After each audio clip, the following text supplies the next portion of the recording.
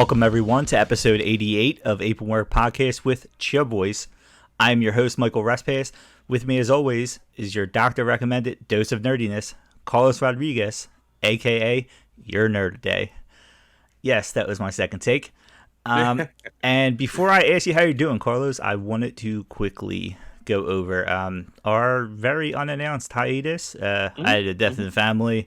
Not like I need to explain it really, but I feel like I need to explain it a little bit. So I had a death in the family. The last couple of weeks was not good.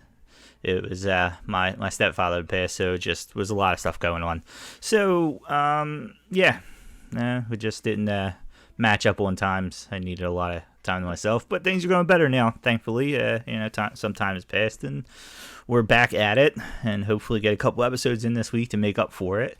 After that very upsetting start to the show, Carlos, how you doing? Hey man, good man.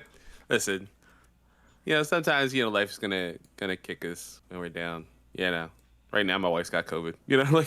Shit. I should have asked. I know I seen you on Twitter saying COVID fucking COVID, sucks. Yeah, it does. It really does, man. But it happens, man. So it's fine. We gotta take care of ourselves, and then we can entertain you guys. Yes, that's what it is. So speaking of things that suck, that goes to our topic today. See that leads right into it. Nice segue there. So for those of you who don't know, which I assume most of you by now know, because whether you watch WWE or you do not watch WWE, you know about the Sasha Banks and Naomi walking out on Monday Night Raw, or pre-Monday Night Raw, on May 16th, about a week ago from where we're recording today.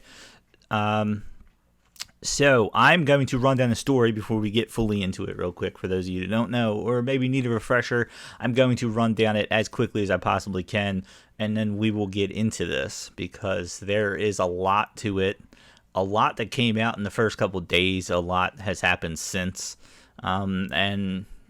So very quickly here, I will bring this over, and I will start with the original announcement, which was, according to PW Insider, word going around backstage is that Sasha Banks, and remember when it was originally reported, it was a Sasha Banks thing, took issue with some of the planned creative tonight on Raw. This led to her walking out, and that called for them to change the planned main event match.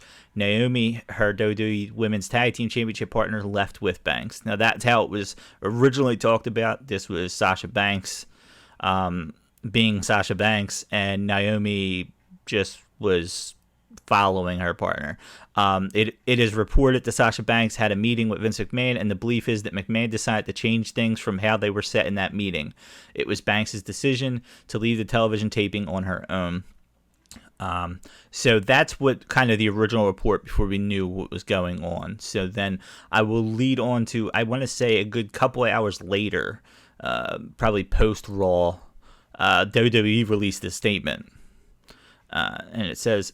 What a statement. So the statement went on to say, okay, here's the statement. I don't know if this is the whole statement. I'm probably just giving Cliff Notes here. Oh, no, you know what? This seems like a very long thing, so this must be it. When Sasha Banks and Naomi arrived at the arena this afternoon, they were informed of their participation in the main event of tonight's Monday Night Raw. During the broadcast, they walked into WWE Head of Talent Relations John Laurinaitis' office with their suitcases in hand, placed their tag team championship belts on the desk, and walked out. They claimed they weren't respected enough as tag team champions, and even though they had 8 hours to rehearse and construct their match, they claimed they were uncomfortable in the ring with two of their opponents, even though they had matches with those individuals in the past with no consequence. Monday Night Raw is a scripted live TV show whose characters are expected to perform the requirements of their contract. We regret we were unable to deliver as advertised tonight's main event. Okay, so after that came out, they should do that every Raw and SmackDown. I regret that we have not delivered a good product to you. So yeah, thanks, fucker. Yeah. So after that statement, there was kind of a Twitter thread that came out that was from somebody who it claimed to be somebody who has ties to Naomi. So Yeah. this kind of came out after that announcement. And I actually did not read through this. It's kind of long, but I'll run through this as quickly as I can. Hopefully there's nothing that sounds too outrageous on here. You are approached in February as being put in a tag team after both being promised big feuds at WrestleMania. You bite the bullet and put everything you got into being a tag team. It works. You get over, win the titles at WrestleMania, and become merch pushers. 5 weeks into your reign, you show up to live TV and ready to work. You're told you'll be in the main event, and you're happy. You both are then told that one of you will be going over from pinning the other. You have questions why the decision was made and how it helps y'all. You request a meeting with your boss to discuss it. Your boss takes the meeting and everything is actually going well. He understands your concerns. The meeting ends well and the match is told to be reconstructed. For some reason, producers get mad about it. You then ask with one of your members going over what happens to your titles. You are told basically that you will just be carrying the belts. They want to use you both to help both women's champions get over more. Bianca versus Naomi and Sasha versus Ronda.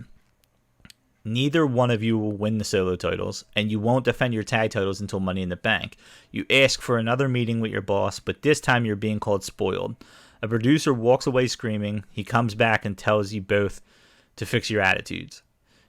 You all have a brief meeting amongst yourselves and decide to stand up for yourselves. You go to another boss and make it clear you just have concerns. You ask why are we even in the match and why aren't other women in it. You ask why your titles have no stories for 2 months. Again, you're met with fix your attitudes. So after one final meeting with yourselves and asking others, you make the ultimate decision as a team. It's sad how one side is trying to create a fucked up narrative. Also, it was asked why were Nikki ASH and Doudrop in the match instead of starting their program tonight. Naomi nor Sasha talked down about being in the ring with either one of them. I don't know how that got flipped. So that had come out. I want to say it was about the next day. Yeah, May 17th. Early in that morning. Yeah. So it was. Yeah, so you're talking maybe 12 hours later, not even. That comes out after the statement that came out after Raw. And this is like a friend of Naomi's. Yeah. Like Naomi follows him. It's not just like, because that's the trigger, right? That like it's not just someone, like she follows him purposely, like they are friends. Like so then on Friday it comes out that not only did WWE remove Sasha Banks and Naomi's merchandise from the WWE shop, but then when SmackDown happens, the intro to the show, the then, now, forever, whatever that now says at the beginning, that both women, Sasha Banks and Naomi, were replaced. I think Sasha Banks was replaced by Cody Rhodes, and Naomi was replaced by Ronda Rousey. So now it's becoming obvious, they're basically writing them off. I think it might even have been rumored at the day that they were suspended indefinitely, or it might have even been announced that they were suspended indefinitely pre-show. But then when SmackDown starts, Michael Cole, and this is not the whole direct quote, so I can't necessarily say, and I quote, but it's kind of a summary of things he said. I don't know if he said things in between it. I had an audio. I thought I had an actual quote. But he says, Sasha Banks and Naomi let us all down. The WWE Women's Tag Team Champions walked up the show and walked out of the building during Monday Night Raw. Cole claimed the two left their championship belts with head of talent relations John Laurinaitis before leaving. Their actions disappointed millions of WWE fans and their fellow superstars. So now I know he went on a little bit more information, but that's kind of the Pat McAfee's face during that whole thing was very telling. That was the nuts and bolts of what happened.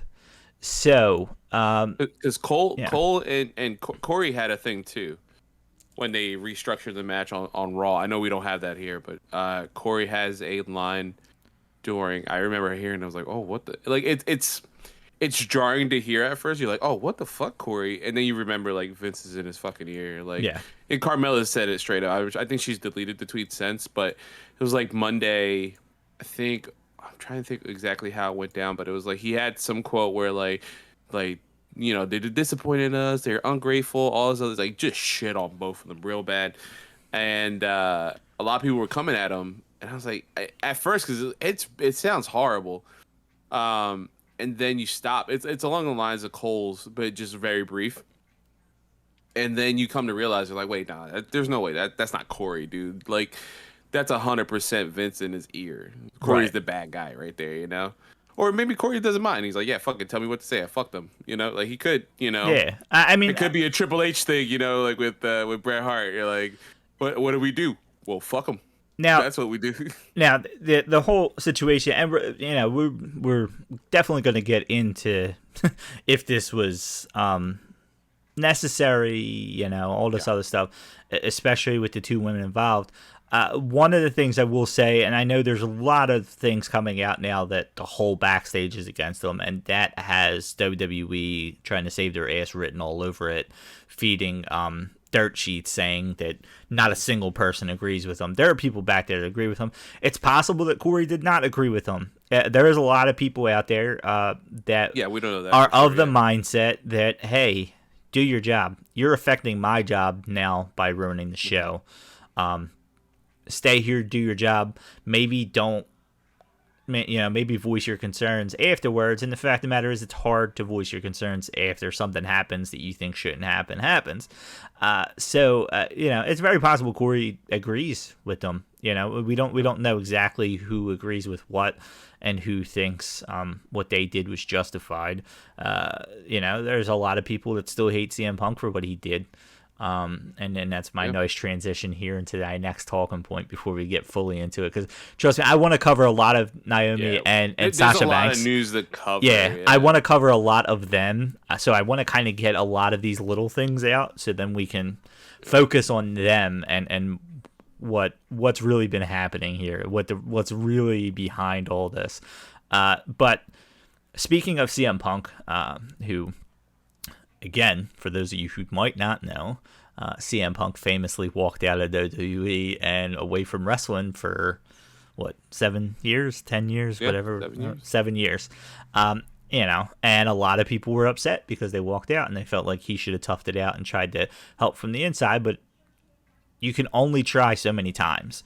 And that's where his thing was. So he has two tweets that came out. One, Matt Cardona kind of joked about it a little bit. Yeah. He posted when he was Zack Ryder and Kane pushed him off the stage in a wheelchair. He said, if I could go back in time, the night I was pushed off the stage in a wheelchair on Raw, I should have walked into Johnny Ace's office, placed my neck brace on the table, and walked out because I wasn't being respected enough as internet champion. Now, a lot of tongue-in-cheek with that, and Cardona is playing an internet heel. So, of course, he's going to go the opposite end. It's one of those things like time and place, Matt. Yeah. Time and place. I mean, honestly, when I said, hey, we've returned, I said the rumors aren't true. I did not put my headset down. Yeah. It's a week. I can understand. We haven't worked with them specifically. Exactly. For a big wrestling name, especially a guy who's left a company that he felt disrespected in, it's a little bit tough for him to have that stance and then to kind of insult somebody else. And I don't think it was meant that way. I do think it was meant in character. I took it as character. Yeah. I think it was meant to get a heel reaction. But then CM Punk responded back and said, if you'd go back in time to stand up for yourself, you should stand up for the workers now. Then, not long after it, I'd say maybe a day or two, whatever, CM Punk posts, doesn't matter if your opinion of your coworker is positive or negative, stand with them. Because they'll do the same thing to you and you'll wish someone helped. Trust me, you're expendable. Together, you're unstoppable. Now, a lot of people, because there's a lot of CM Punk hate out there, just as much as there is love, a lot of people, kind of made the comments, yeah, well, you can't make change if you walk away, and you're never going to be unstoppable. There's no union and blah, blah, blah, blah, blah. People do not realize there's no union because they all haven't worked together towards one. It can happen. I don't care what anybody says.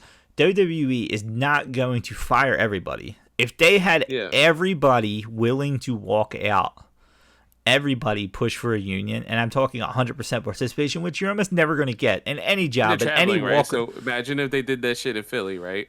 Yeah. What were you going to call up NXT 2.0? Like, get to Philadelphia quickly. But that's like, if they really wanted to, they could all walk out an hour before the show, and they'd have nothing. They'd be screwed. If they went to like a Madison Square Garden show or something, and they all just decided to leave, they'd be fucked. They'd be really fucked. It's a dream. I want to see it. And like, just want to see it. So that's what, like, yes, it is possible. You know why you think it's not possible? Because WWE wants you to think it's not possible. That's the problem. They want you to think that this is the environment, which is why you get a lot of AEW stuff when rumors come out about somebody having an issue with Tony Khan. It almost gets compared to WWE, and it's not the same. You're always going to have an issue. Just because you love a job doesn't mean I'm going to love that same job. Your personality might mesh with the boss. I might not necessarily like that person. Things happen. Not everybody sees eye to eye. There are a lot of people out there that think they're better than they are. There's a lot of people that are probably better than what Tony Khan thinks they are. There's whoever. Shit just happens. That's not what's happening in WWE. No. And if people try to compare it to that is not what happens in the WWE. And that's the most frustrating thing is it's hard to watch it and have people defend it like this is normal. No, this is normal because WWE has made it normal. It's very easy. It's not easy. It's hard. I'm not going to say it's very easy to change it. It is hard to change it. It is possible to change it. So people saying it's impossible is wrong. It is possible. The problem is when shit like this happens, when somebody finally says, you know what? Had enough. Fuck this. There are too many people that are saying, justified, but there's a lot of people there that say, I still got to feed my family. I'm not fucking up my career. A guy like Kevin Owens, and we've talked about this before, as much as I'd love to see him go to AEW, and I think he would be the face of AEW if he went there. You know, I think he'd be right up there with where they're pushing Adam Cole and CM Punk and Daniel Bryan and Kenny Omega. He'd be right there with them, as pushed as like the face of the show, and Jericho. He stayed for, financial reasons, and because I'm sure they talked about the whole Austin match. He literally got to wrestle Stone Cold Steve Austin at WrestleMania. His hero, his fucking lifelong hero, and his hero's last match. But not many guys are getting those things, and unfortunately, it is not just about a wrestler being disrespected. In this case, we have two black women.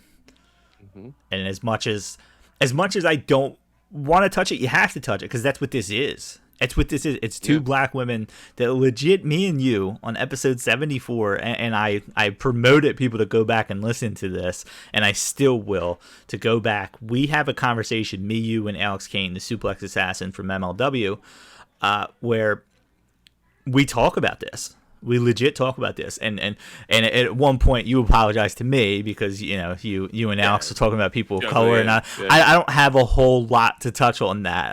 I'm a white male. I cannot begin to say I understand any of this stuff. But the one thing we talked about, Alex Kane mentioned Naomi, and he mentioned and what I compare Naomi to, and it sucks. She is their women's version of Rey Mysterio. In a sense that he deserves better. They merch the hell out of him. I guarantee you, Rey Mysterio is one of the top merch getters. The masks, all this stuff. And he is they leave him where he is because it's like, well, we know fans are going to love him. They're going to sell their stuff. And that was this whole Feel the Glow. Naomi coming out and dancing with all the glow stuff and the glow sticks. And we can hand the glow sticks out to the fans. And they're going to have so much fun watching her. But that's almost like a sideshow to the main event. And that's the way she was treated. And she's very athletic. I feel like a lot of times we don't get to see what she's capable of in the ring because she's played off as she's the glow girl. She is the ex Funkadactyl. You know, there was a small period, I think, when she debuted that, like the glow, when she won the SmackDown Women's title in Orlando. The pop when that happened was astounding. Like, that was such an incredible pop that happened that night, and her coming out and everything. I was like, oh wow, man, a lot of people are really into Naomi, not just like hardcore fans. I felt like she's really coming to her own. She's up there with a Natty as well, like people who are like staples of this division, but like don't get the respect that they deserve. Yeah. Now I when it comes to Naomi, I am not as big of a fan. I don't think she sucks by any means. I do think she deserves better than what they've given her, and they've given her. We need to build up Lacey Evans. Let's throw her Naomi. We need to build up this person. Let's throw them Naomi. And it sucks because she should have had a better run for the reaction that she gets. Now, on the flip side, the person I brought up during that episode is possibly my favorite women's wrestler from WWE, is Sasha Banks. And the thing I always annoyed me about her was, one, she's a part of that movement. She is just as much responsible with that as Charlotte Flair is, as Becky is, as Bayley is. It was those four. Who has had the most memorable runs out of all of them? Sasha's on number 4 on that list. She just is. Becky has the man and all that stuff, and she's up there. First headlining. Charlotte is Charlotte. You know, they play her up like that. And Bayley, when she turned heel, has had one of the better runs that we've seen from a woman in a while. You know what Sasha has is the first Hell in the Cell. She has things to her names, but it has a very weird Bobby Lashley-ish. Like, hey, CM Punk, hey, you could be our champion, but when push comes to shove and we need somebody at WrestleMania, I know she has the her and Bianca, and as that was a push and pull until that day, right? They announced that they were the main event or some shit. And as fucked up as this is, and it's the truth, they got put there because WWE wanted to show that they respect Black women, and that's and it was forced upon them. Like you said, it was forced upon them. It was very Daniel Bryan at WrestleMania-ish. Yeah, it was forced upon them. That. We definitely pushed that on them, as we needed to, man. Like, that was not their decision. That was not built up. That was not their long-term booking. And what was that was night 1, right? Last year? Yeah. What was night 2? You remember? I assume Roman against somebody. Oh, God, yeah. No offense to Roman. I do love the character, yeah. Yeah, it's or Brock or something, right? Like, that match in general, I've actually gone, funny enough, I've gone back in the year since to watch it multiple times because the beginning, because Sasha is on. She's such a constant performer. She rarely breaks, and then Bianca is very emotional in that moment, as she should be, because this is her crowning achievement, right? This is like everything about this match is like, hey, this is your I'm in the spotlight day. This is everything is about you. You're about to win the title. All this stuff. She starts crying, and then Sasha breaks for like 2 seconds and then snaps back into place.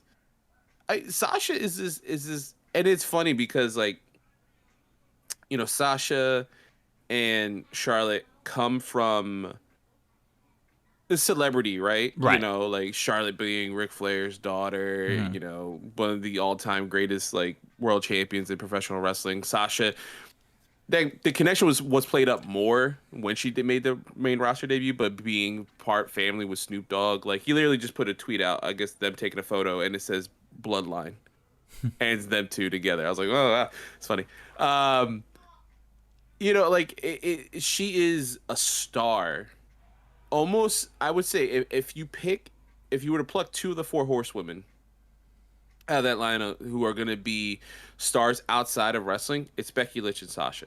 Right. And if we've seen it, Sasha is in Star Wars. You know, she's a Mandalorian. She's, you know, if you're a Star Wars fan and a wrestling fan, like, that was insane. Seeing her show up as a Mandalorian, having her own custom armor, she has this is very nerdy and geeky. You can follow me at youtube.com/nerdyday. But she has I think they're called Hot Ones or Hot Toys. Hot Toys. It's this Chinese high end, like they're $250 action figures, Mike. I don't know if you've ever seen them. They like so lifelike. She has her own.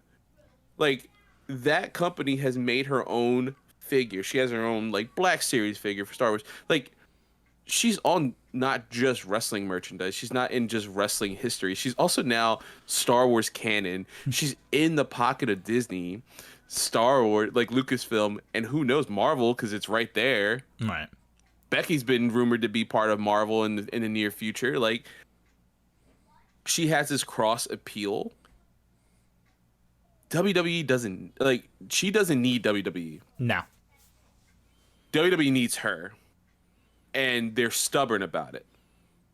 So that's the difficulty in this whole situation. It was watching this go down because it was definitely like, and hearing the rumors. Obviously, we're never gonna know the full detail, because it is he said she said.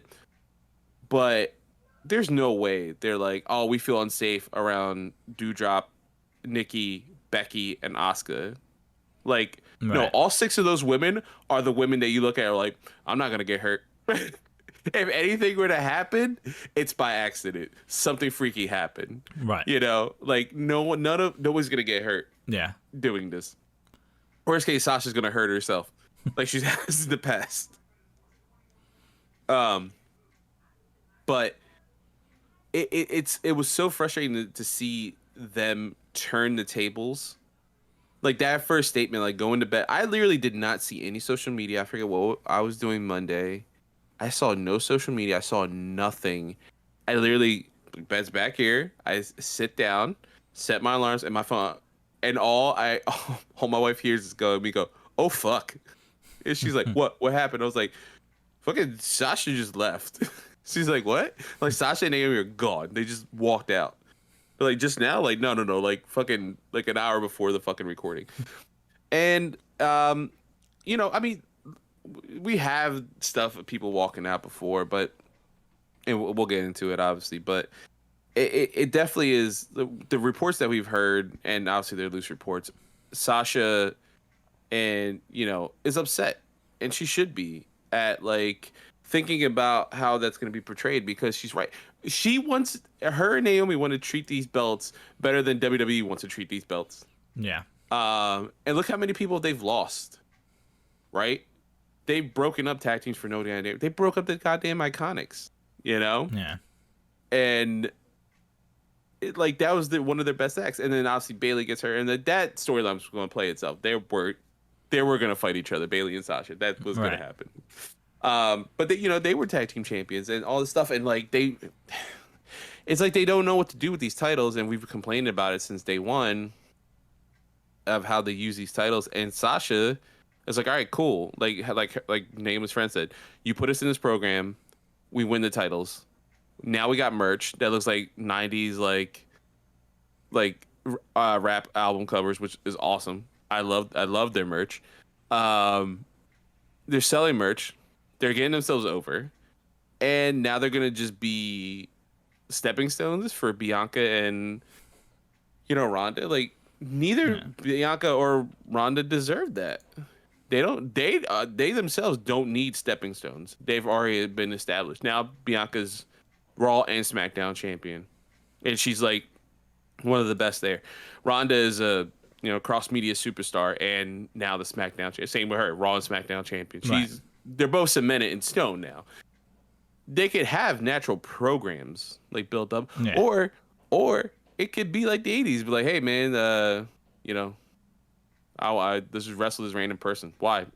They're number one in the standings. Who cares? Like we don't have to build a storyline for their first defense. Like they could just have the defense. Hell, Roman didn't even defend any of his titles, and he just unified the titles. Right. He hasn't even defended them. Yeah. Like the titles, they want to take the titles seriously, and WWE doesn't. So it's like Sasha's like calling their bluff, like take it serious. No, fine, we're out. Yeah, and he's right. Like Nikki and Doudrop are being set up to be a tag team. They don't need to be in the six-pack challenge. All 4 of those women don't need to be in the challenge. Right. They don't. Yeah. Their roster is so full. Like you said, about like Ronda, and I am still a fan of them having Ronda, but it's kind of like Brock Lesnar, where you'd come back and be like, he just needs to feud with somebody. It doesn't need to be for the title. It doesn't need to be about that. Ronda just proving that she's more than just an MMA, person, that she's a wrestler, or somebody coming in and saying, hey, I'm a wrestler, I'm tough, I could take on MMA, is enough storyline. You don't need, like you said, you don't need all this stuff built in with the title and everything at it. And you had mentioned Bayley and tag team titles, so I'm going to quickly talk about when this happened before, which is how this is being painted, when Sasha's attitude problems when she was tag team champions with Bayley, and they fought to be the women's champions. They won the titles, and then they lost it pretty quickly afterwards, and there was rumors of them two kicking and screaming on the floor like little children. Now Sasha went on hiatus. I think it was just Sasha, right? Bayley had stayed. It was just Sasha, but there was rumors that they were kicking and screaming like children because they knew they were going to lose their titles. Now, there was a report, we talked about this, it was 2019, and Sasha Banks basically talks about it and says, I found myself, for so long I was playing Sasha Banks, and I forgot who Mercedes was. I forgot that Mercedes created Sasha Banks, and Mercedes had the dream of becoming a wrestler, and I lost that. I took that time to refine my love and refine my passion and refine what I wanted in life and what I want it to be and what I aspire to be, because I kept living in the past and not thinking about my future. I took the time for me and really discovered myself, and after I did that, it's almost like the universe has opened so many doors for myself when I realized who Mercedes was. It was a beautiful lesson and a beautiful journey. I'm so thankful for all the hardships and rocks in the road because they've guided me and taught me so much. I'm so thankful for that time I got to take off, because now I'm better than ever and I feel amazing. And she said that one rumor was true, that Banks had asked for her release that day, and Mr. McMahon refused. And she said, I wasn't feeling good, so I felt like I did all I could do, and I needed that break, I needed that release. And then Vince told me no, and that was a great decision on both ends because he knew what he saw. He's so smart, he's so kind, he's so gentle. He actually knew what I needed, which was time. And apparently he gave her 30 days, and she took longer than that. But he basically said, hey, you have this time off. You need time mentally to go figure yourself out. Go ahead. The problem is it got painted as she threw a hissy fit over the titles. And that's the way it's been painted. And it sucks. It sucks because the one thing I will always go to bat for this, out of the 4 horsewomen, she's the star. She is the star. From day one, she was the star. And that's the thing that I think almost hurts her case a bit, is she had a main event style gimmick coming out of NXT. The only one that did. Charlotte does not have a gimmick. She has her dad. Her gimmick is 100%, Jay Lethal.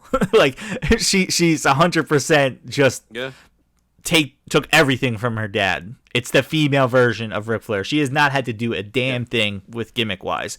Becky reinvented herself better than anybody not named Steve Austin in this business has reinvented themselves. Like 100%. She just completely, went with that. That the whole bloody thing that just went. It just took off, and she took it off. Jax for fucking up, like you don't really. Like Bayley, had that kitty gimmick, and she turned it, and she turned it on when she could. But the thing was, Sasha has not needed to change a damn thing about herself. She's always been that. It's the boss. With the NXT, they had that group called I forget what the old group name was, but it was like her Charlotte, Summer Rae. Yeah, but wasn't Sasha was like the head of that? Like, because Charlotte was like her like muscle, I think, in that. Yeah, that's right. And it was Sasha was like the main thing. In reality, she's the worst of the 4 wrestlers when it comes down to what in-ring psychology, wrestling ability. She's probably the worst of the 4, which is like saying you're the 4th best all time. It's not a knock on her. She's very good in the ring. Yeah. It's just when you compare her to Becky and Charlotte's not good. Charlotte's probably athletic, but when it comes to what they're capable of doing in the ring, Sasha's probably last out of the 4 of them. But her gimmick is on another level compared to the rest of them. Her attitude, knowing who she is, it's clear as day she knows who she is. You know, I know she said but she knows who Sasha is. I don't think she left because she didn't know who Sasha was. She clearly has that gimmick down to a T. And the fact that they have not let her run with that this whole time, like we said before. She's not even looking for a world title. She turned lemons into lemonade. With them being like, hey, we're gonna put you as a tag team, you guys win the championship. Cool. And it started getting traction. Like I was like, oh, this is cool. Like I was weirded out at first. I'm like, well, I guess there's some lineage there with Team Bad, you know, and all this stuff. And I was like, oh damn, this is actually kind of fun. And like you can do stuff. They can do a program with her like pursuing Ronda for some reason while still being champion. Like look at Kairi Sane and Asuka, you know, when they were going for the singles title against Becky and stuff like that. Like when Asuka was going after the singles title. Like you could do this. It's just like she said, she just wants the recognition for that title. Right. Sasha is us. Because if I'm a wrestler, you finally I'm a wrestler, I'm into a title, and you like, here, Carlos, here's the Intercontinental title. All right, cool. I don't want to be just someone who gets lost in the shuffle. I want to be someone who holds that belt. And you think back to Roddy Piper, you think back to Razor Ramon, you think back to, you know, The Miz, because he had the title and he was running it. Like The Miz did it the same. The Miz did the same thing. Yeah. Miz had this title that no one gave a shit about. And he's like, no, listen, you have to give a shit about it because I'm telling you it's important. They're not telling you. I'll show you then. Like, that's what Sasha wants to do. And she, in a weird way, that's like, as they say here, they're unprofessionally walked out, which always happens when they talk about black people. Sticking up for themselves. Oh, you're being unprofessional. Really? Fucker. Yeah. Anyway. Now it's a bit of both, and that's the problem. There is so many layers to this, and it's all everything that is wrong. I mean, it's a woman, so she was doing this. It's a black woman, so she was doing this. It's it's really bad. And screaming. You just said that, right? That was the report from last week. They were kicking and screaming. And like, who got blamed for that last one? Hey, Roman lost his title. He was kicking and screaming. But who got blamed? Who got blamed for the last one? Sasha. Who got blamed for this one? Sasha. And I don't get it because she should be treated. I understand Becky's built herself into. I understand the name Charlotte Flair holds in wrestling. I understand them. The women, unfortunately, they're about 8-9 women deep in WWE to the point that someone like Naomi is at the bottom of that list, and it sucks. You know, and I'm gonna touch on Naomi because we're talking a lot about Sasha. It sucks, and like you said, she falls in that natty category where like she's good, but like I feel like they're giving Sasha what they should be giving Naomi, which is a little bit of the Kofi Kingston, Bobby Lashley. You could be our champion until we get near the end, and then we're going to put our 4 horsewomen back in the spotlight because we need some break in between seeing Brock Lesnar and Roman against each other. So now we can't put Becky and Charlotte for 12 months out of the year. So we can bring this back up. But she doesn't get that. Naomi doesn't get what she deserves in being a transitional champion because that's what she should be. When it comes to overall, you got the 4 horsewomen, you have Bianca Belair, you have Shayna Baszler, you have Natty, you have Ronda, you have, and I just skipped right over, and she probably should be number 5, Asuka. You have all this talent. It is hard to feature all of them. It just is. in reality, the Four Horsewomen themselves could be featured in WrestleMania every year. I don't know, I said 5, 6 because Bianca. I put Bianca right there with the Four Horsewomen. But then you have them, you have Asuka, you have Rousey, you have Shayna Baszler. Right there, you got 8. That's not even including Natty and Naomi. So you have 10 women right there that can be featured at any time. You're not going to have 10 titles. So like you said, the tag team is where you should be leading it. Naomi and Sasha would have gladly defended those titles for a year. And you could easily get a couple tag teams and stick with them. I did not mention Alexa Bliss there. I did not mention Lacey Evans there. I did not mention Doudrop or Nikki ASH there. And I'm probably missing a couple. Honestly, I probably am. I don't even know who else I'm thinking. Liv Morgan.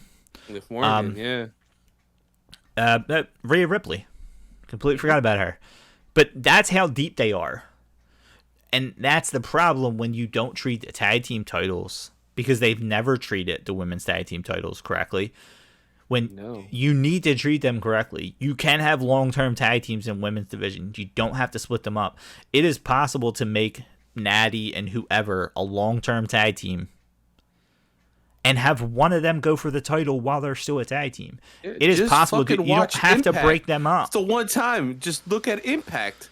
Just look what they do with their women's division. Just watch Impact. Yeah. It's Thursdays. You can just skip ahead. Vince, DVR it. We've watched, a lot of it's trash. And not the women's stuff. And guess what? They have not only did this with Tessa Blanchard in the past, but they do it with Jordynne Grace now too. They have women wrestle men, and I know they might not want to push that, but you have Ronda. You have a legit badass. You have Rhea Ripley. Dude, I was thinking you said Rhea Ripley, Damian Priest, tag team champions. Charlotte Flair. You can't tell me that those 3 women you wouldn't be at least believable to wrestle in at least a smaller male. Yeah. Also, I've seen Rey Mysterio beat Big Show. It's bullshit. Exactly. It's wrestling. It's fun. Who the fuck cares? And I just, they had every right to do what they did. The tag team. This is now the second time that they probably have bullshitted Sasha into saying, "Hey, you're a champion, though. We're just not going to feature the titles, but you're a champion." And it's like, well, that's great, but you literally treat this like shit, and now you're making me look like shit because you're treating it like shit. And one day we're going to hold a tournament. Are you, though? For real? Are you going to hold a tournament? Because I don't believe you. I really don't. What, for the new champions? Is that what they said? Yeah, that's what Michael Cole said. They'll come back and say, in Pittsburgh, Pennsylvania, at this live show we had last weekend. That's what's going to happen. So I mean, talking about Sasha, I knew this was going to be. We were kind of on a time crunch, so I want to kind of go through real quick. Yeah. So talking about disrespect, I'm going to actually end this with we'll get to this now because the other stuff don't necessarily need to be talked about. So we touched a lot on Sasha and what happened before. The thing about Naomi is literally there was a hashtag going around in 2020 and 2021. It came back. The hashtag Naomi deserves better. And there's, a lot of it came out with, and I have 4 different articles here. I don't even know which one was written. There was a month ago on SmackDown, Naomi, Lacey Evans, Dana Brooke, and Tamina were a part of a karaoke showdown. When Naomi was declared the winner, Lacey Evans blindsided her. The attack led to a match between Evans and Naomi, which eventually led to hashtag Naomi deserves better. On the following week, Naomi went one-on-one with Lacey. Naomi lost the match after Evans hit her with the women's right. Naomi's loss didn't bode well with the WWE Universe. The fans took to Twitter to voice their displeasure. The fans got Naomi deserves better trending on the platform. So I remember at that time, and it does make sense. Like, all right, they did that whole thing with the karaoke thing, and I remember that, and that should be her biggest gripe in wrestling. And this goes for anybody out there who's ever watched wrestling. Something like that happens, where the bad guy now attacks them. What happens 9 times out of 10 that next week when they wrestle? Does the good guy go over or does the bad guy go over? Okay. The bad guy goes over? Usually the good guy does. If I feel like if it's WWE, it's the bad guy. Well, I'm saying in wrestling. I'm saying like in wrestling, the bad guy gets one up on him 1 week, then the good guy's gotta get something. You can't have the bad guy win constantly. Yeah. And then end the feud, and that's kind of what WWE does. They do it to certain people, and Naomi's one of them. Yeah. And again, I'm not a particular fan of hers in the sense that I don't think she's top 4 or 5 on the roster, but I understand the appeal. I'm not a huge Rey Mysterio fan either, but I understand the appeal. Yeah, it doesn't to be there. It doesn't affect me if he's the champion. I want to see it now. He's not one of my favorites. Naomi's not one of my favorites, but there is certain women who get pushed that are not on her level athletically or don't get the crowd behind her in the same way. And it sucks to not see her. I mean, we've literally seen it with Natty for years, too. So that's why making a whole black-white thing, we've literally seen Natty get disrespected in a weirdly same way where she's kind of...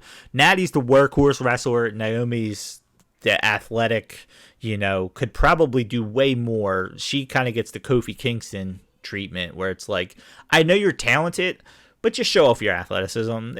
Don't try to do wrestling moves. You're out there for one reason and one reason only. You're not. But I can do wrestling moves. Can you? Like, no, I can. Yeah, if you just watch me. What the fuck? It's frustrating. It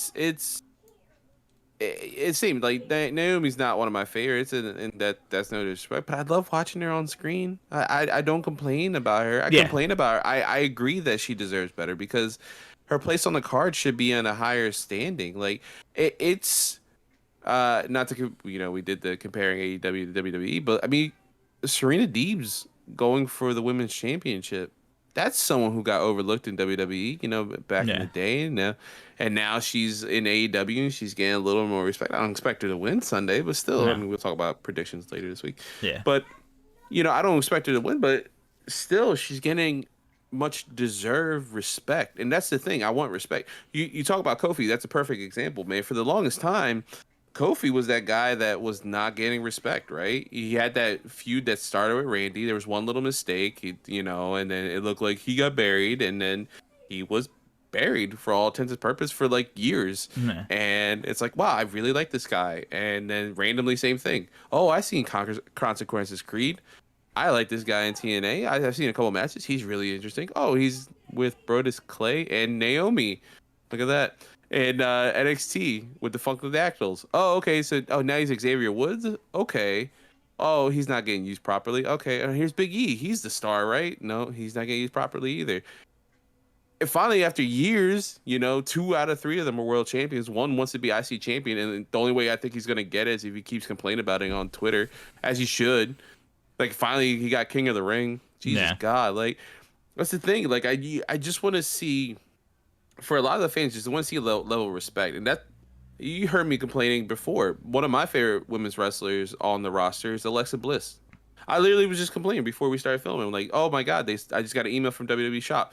You're like, here's all this Alexa Bliss stuff. Like, all the merchandise is when she had the shitty character that went nowhere after Bray Wyatt left, after you fired him. Like, what are you doing? Like, I just want to see, I want to see them be used properly. That's all. You want to see your person get used properly and not just like I don't need Alexa to be the champion. I can't see how she would be the champion right now with Ronda on SmackDown and Bianca, knowing Bianca's going to have like a hopefully long reign.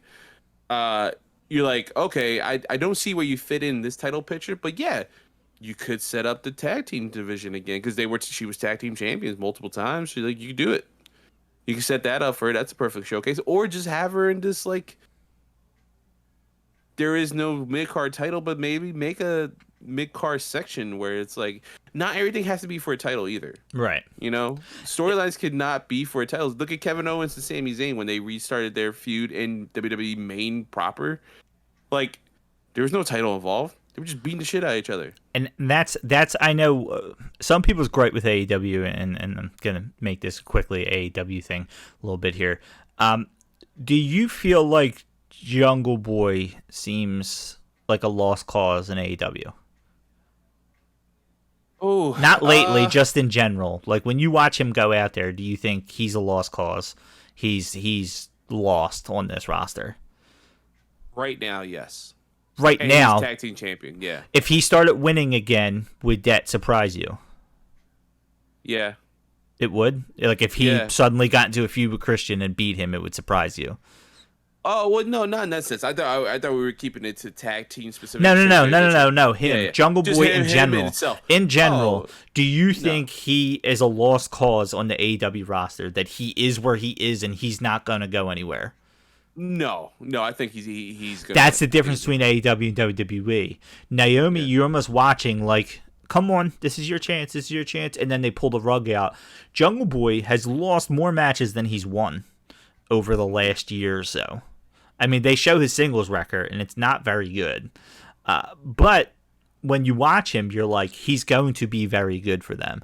Ray Phoenix, another guy that they always talk about being really good. I bet you his numbers are not great when you look at wins or losses. Why doesn't it feel like either one of them are lost causes on the roster? Because they make sure they win at points. You can't build Naomi up and every time I watch her, she loses. You can't build Liv Morgan up and every time I watch her, she loses. You can't build them up as real legit threats and then lose week in and week out to the same person. It doesn't add up. Jungle Boy will go out there and build up a record by beating other people. You know, Ray Phoenix will go beat people on Dark. And I know people hate the YouTube show that nobody sees and stuff, but they do it to build them up, to say, hey, look, Ray Phoenix is really good. He's just not as good as Malachi Black. Look, Jungle Boy is really good. He's just not as good as CM Punk. Like, it has that thing. Do you feel, hey, Naomi's really good, she's just not good as Charlotte? No, because WWE does not paint her that way. No. When you see her lose constantly, you assume, okay, I know who's going over here. I mean, you just said about Serena Deeb. You don't feel that way because of Serena Deeb's momentum. You feel that way because Thunder Rosa just won the title, and it doesn't make sense to have her lose it right away. It has nothing to do with Serena Deeb. If this was Britt Baker against Deeb right now, and Baker was still a champion, would you think that Deeb had a shot at winning the title? If she was, so she never lost? Was Baker, Baker still has the title. I feel like Deeb because you feel like Baker's title run has run its course. Yeah. I feel like Ronda could have the title for a year, and if you put Naomi against her, okay, well, Ronda's not going to lose it to Naomi. And that's the difference here, and that's what people's problem is. But with WWE in general, is you can't sell me as Sasha Banks as a star, and then you don't treat her like a star on the roster. I know she is, and I will continue to back her, just like people continue to back Naomi. But the fact of the matter is, you can't show me that they can't win, but then call her one of the most talented wrestlers in the world. You're not showing me it. And maybe they need to do a little bit what AEW does and have just jobbers, indie guys come in and just wrestle them on TV to show them it. But the problem is they're not a wrestling company, and that's the whole problem. They're a sports entertainment company. They're a sports entertainment company. They're not about wrestling, so wrestling logic does not make sense to them. And that's what's even more frustrating is two of their bigger personalities are gone. It's not even like no offense, but if this happened to like a Liv Morgan and I know people push behind her, I'd be like, it's Liv Morgan. They're gonna replace her tomorrow. Lacey Evans, they're gonna replace her. Sasha Banks can be the biggest star they have, man or woman. Naomi can be, I bet you she's probably top 5 merch sellers there. She can be one of the top stars if pushed correctly. Second tier, probably not champion, but like I said, like where you kind of have a Bobby Lashley, she can carry the title throughout, and then when the big stars come in, that's kind of where she is. But neither one of them are treated that way. Sasha's not even treated as like a second tier most of the time, and she should be at the top. So I mean, I believe it was justified because I think more people should be doing this. We've recently. I'm trying to wrap this up because I do have to go to work.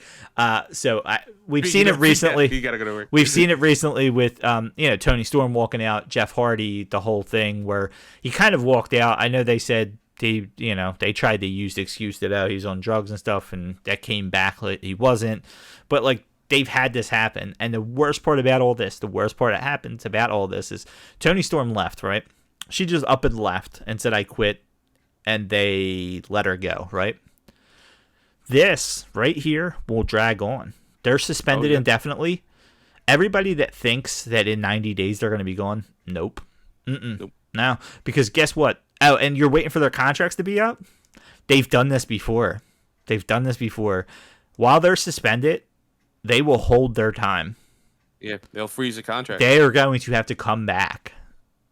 They did that. There was thought that they were going to do that to Candace. Yeah. Because like her time just for pregnancy, you're going to be out for like 4 months. Okay, we'll put a pause on your contract for 4 months, basically. So you're not doing anything for 4 months, and then when it restarts, it's like your contract's extended 4 months. Yeah, people are gonna have to hope that they get released. I mean, I would love to see Sasha Banks show up in AEW. I think the women's division needs it. Naomi would get a huge pop there too, but Sasha Banks, I feel like, can run that division because no knock on that division. I think it's gotten a lot better.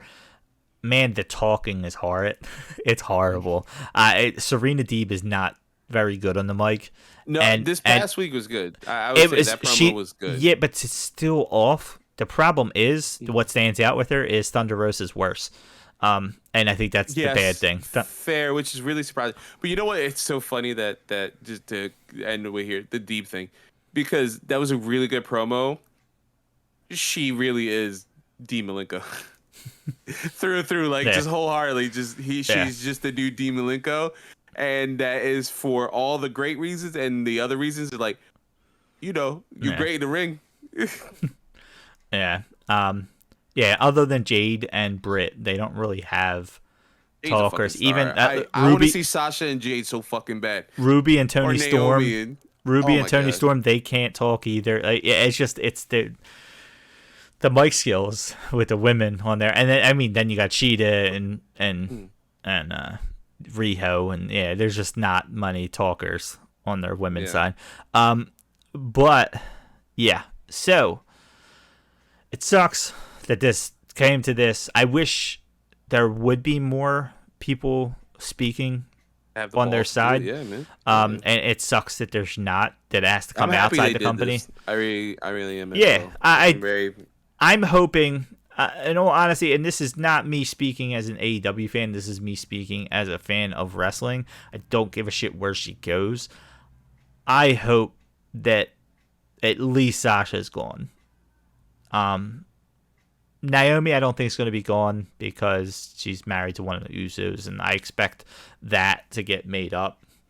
And I think that's why a lot of people said, "Oh, she talked Naomi into this," because everybody's like, "This has Sasha written all over it." Yeah.